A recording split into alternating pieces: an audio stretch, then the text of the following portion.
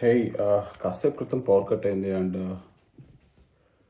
Store room నుంచి ఏవేవో ఇంత సౌండ్లు వస్తున్నాయి. వ్యాక్యూమ్ రాన్ చేద్దాం. నిజానికి చీకటి అంటే భయం, కానీ సౌండ్ ఎక్కడి నుండి వస్తుందో చూడాలి.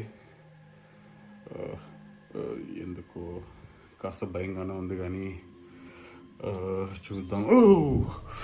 ఎలకలా ఎలకలు ఈ సౌండ్ చేస్తున్నాయి.